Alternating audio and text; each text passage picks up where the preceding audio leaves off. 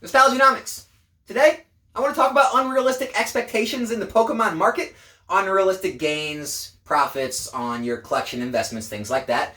And I also want to touch on a larger YouTuber has actually given me a shout out in one of his live streams.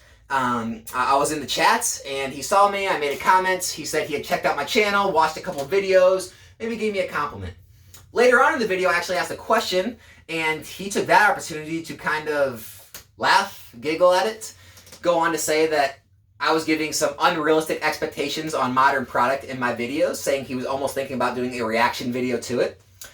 Talking about the type of investing I did was an unskilled type of investing, and what he did was a lot more skilled and took a lot more knowledge to be able to do. He also wanted to say that none of the big players in the Pokemon arena even mess with the modern sealed product. They were all in the singles and the PSA grading and all that side of the market, and that's what all the big guys did. No one even messed with this. So, thinking that, you could make it big or make a lot of money in modern seal was kind of crazy. Okay.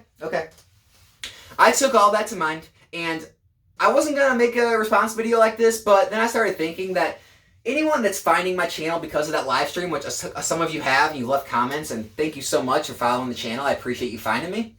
I started to think that any of you finding me were going to have already a preconceived notion of what Nostalgianomics was and who I was and the thoughts that I had and the beliefs that I had based on the things he said kind of at that point in the live stream. And I had to address them to kind of clear up any misconceptions, anything that was misconstrued, or any just basically baseless wrong claims that he made. So, first thing I want to start with is the fact that his investing style is much more skilled and knowledgeable than what I do. First of all, I used to do the same exact thing he did back in 2015-16 when I think he got in as well. Everyone did the same thing back then. I know he says it was, very few people doing it. Well, I guess I was one of the few then, and my friends I knew were some of the few. And basically what it was is you would find large lots, large collections on eBay. Back then it was just littered with lots and collections. You could find collections with everything from first edition base set all the way through, later Nintendo sets, EX series. Then you could have some Neo in there, and even some Yu-Gi-Oh cards were mixed in sometimes. It was crazy. It was the Wild West, right? And you could buy these lots and collections very cheap. It was people just, gutting their closets, selling, trying to make a few bucks. A lot of people in the market, didn't know what anything was. And the few people that did, I guess there were few that knew, all the ins and outs of the early Pokemon market. They would buy out these lots very cheap, like I did. And I would break down the lots, okay? Separate the near mint cards, send them into PSA for under $10 a card back then with specials. And you could get them back in a matter of weeks. Not months, not years, weeks. And then you could take the cards, you could list them on eBay, list the 7s and 8s, sell out, get all your money back, get some profits, keep the PSA 9, PSA 10s for free, kind of rinse and repeat. If you wanted to sell the 9s and 10s, you could and just profit a great deal amount. He says he still uses this strategy today. I don't know if he does, but I know I don't. I know it's very difficult to use this strategy. The market's so much more dense, and I think it's unrealistic to talk to people like you can come into Pokemon now and still do this, all right? Everyone and their brother is searching for these lots and collections at all times. When they do come on the market, they go for enormously high rates where it's hard to make your money back. With PSA being $100 a card right now, you usually can't make your money back if your plan is to grade the mint cards. And it's a very hard way to invest these days. He says he still does it. Maybe he does. Maybe he has, sweetheart deals he gets through his following on YouTube or on Instagram because of his, how much following he has now. I don't know. I'm not making any claims about that, but I just want to say it's extremely hard to do that style of investing. 2, that's not straight investing either, okay? That's a business.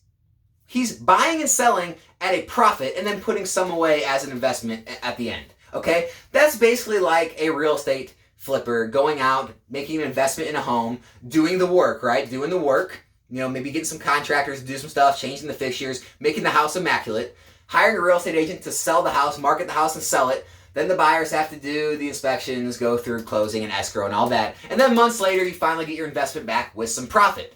That's more along the lines of what this YouTuber is talking about. Now, a lot of what I'm talking about is passive investing. It is maybe unskilled, as he says, but it still takes knowledge. It takes knowledge to know when to get in the sets, how to know when is a time to buy, when it's around the bottom of the market. know which sets to move into based on what's in the set, based on past performance, based on, how the market's looking. There's a lot of factors that go into it, but there is knowledge that goes into, knowing which sets to move into and when, and then also when to sell these sets, when to move out of an investment, when has it reached kind of a plateau price, and when it's time to, take your profits and move them into another long-term investment. So this is more of the style you see in 401ks, mutual funds, Roth IRAs, the things that 95% of Americans actually use to invest in to retire one day, okay?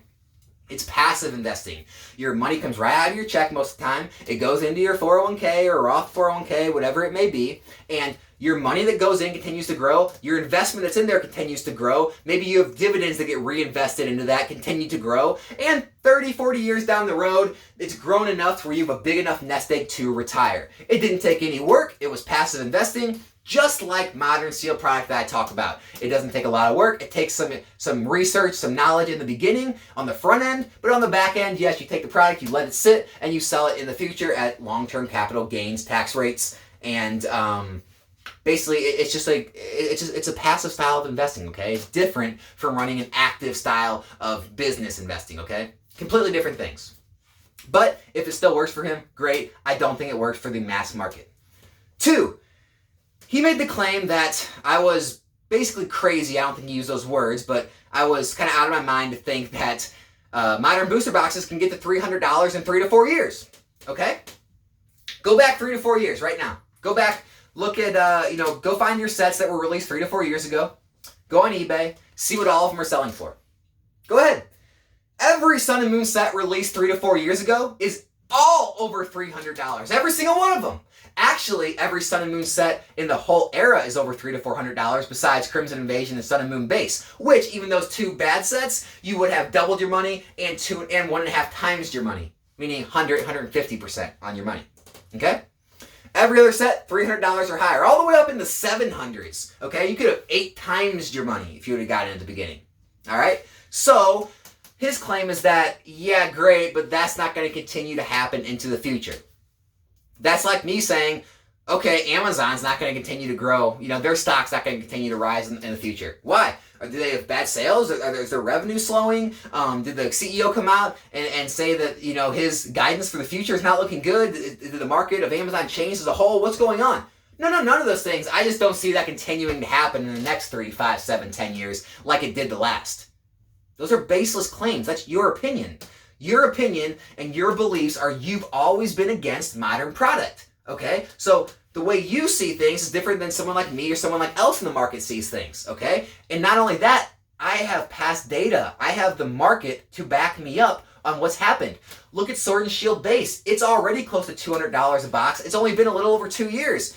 Is it baseless to say that box can't reach $300 in the next 1 to 2 years? So I wanted to address that because that was a little on my nerves, that it was putting this portrayal of my channel like I was giving unrealistic expectations, which I am not. I'm always very realistic. I always do all my research and use facts and data to back them up.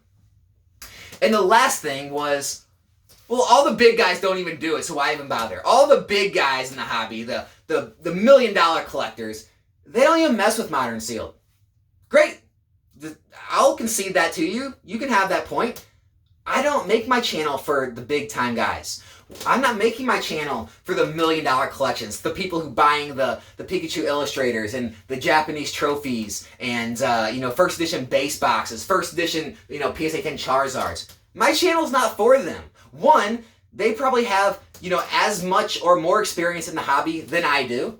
Two, they already have a large enough capital where it makes sense for them to buy those high-end items, because if they put $100,000 into a card and it goes up 10%, they make 10 grand. It would take so much product and work to have $100,000 of a new modern seal set and move all of that product to come up with 10% in the end.